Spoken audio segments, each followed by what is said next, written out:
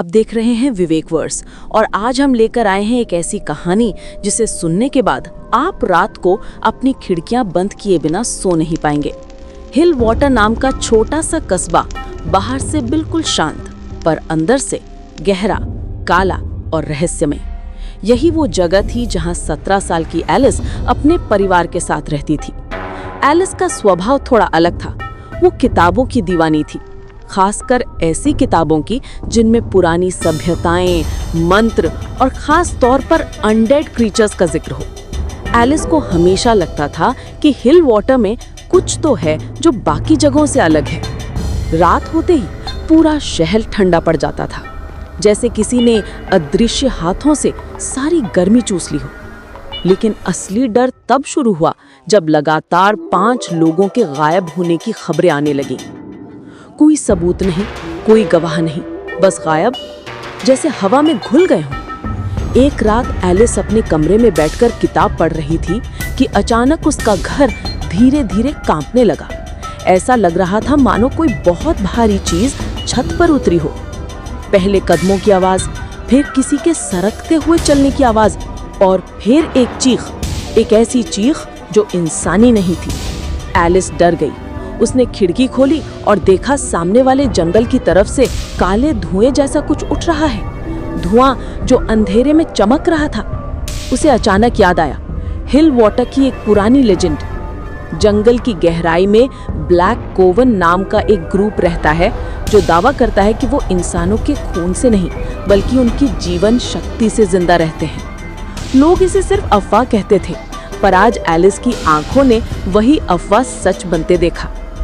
अगली सुबह खबर आई गायब हुए 2 लोग मिल गए थे जंगल के बाहर, लेकिन वे दोनों बिल्कुल सफेद, जैसे शरीर से सारा खून निकाल लिया गया हो।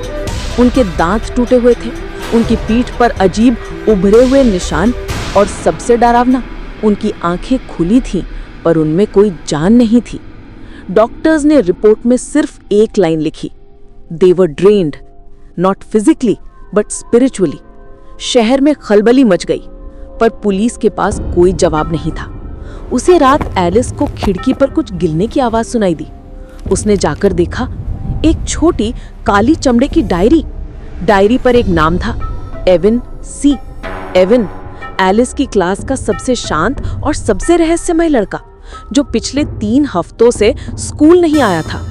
डायरी खोली तो पहली लाइन पढ़कर एलिस का दिल जम गया, हमारे जंगल में अब नया मेहमान है और मैं नहीं चाहता कि वो भी बाकी लोगों की तरह मिटा दिया जाए। एवन आगे लिखता था, ब्लैक कोवन असली है, वो खून नहीं पीते बल्कि आत्माएं खींचते हैं और उनका अगला टारगेट कोई ऐसा है जिसके पास दुर्लभ ऊर्जा हो, जैसे एलिस।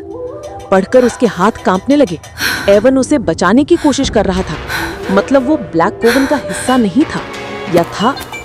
अगले दिन एलिस जंगल के उस हिस्से में गई जहां धुआं उठता था। जैसे ही वो अंदर बढ़ी, अचानक पेड़ों के बीच से एक हाथ निकलकर उसकी कलाई पकड़ गया। वो एवन था। उसकी आंखें लाल थीं, लेकिन वो इंसान लग रहा था, थका हुआ, डरा हुआ और भागता हुआ। एवन फुसफुसाया, एलिस तुम पागल हो गई हो क्या? यहाँ आना मौत को बुलाने जैसा है। एलिस बोली, ये सब क्या हो रहा है? तुमने डायरी क्यों भेजी?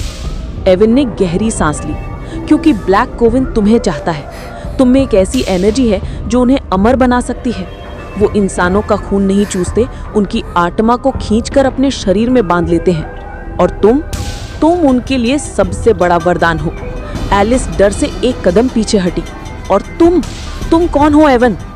एवन की आंखें फिर लाल हो गईं।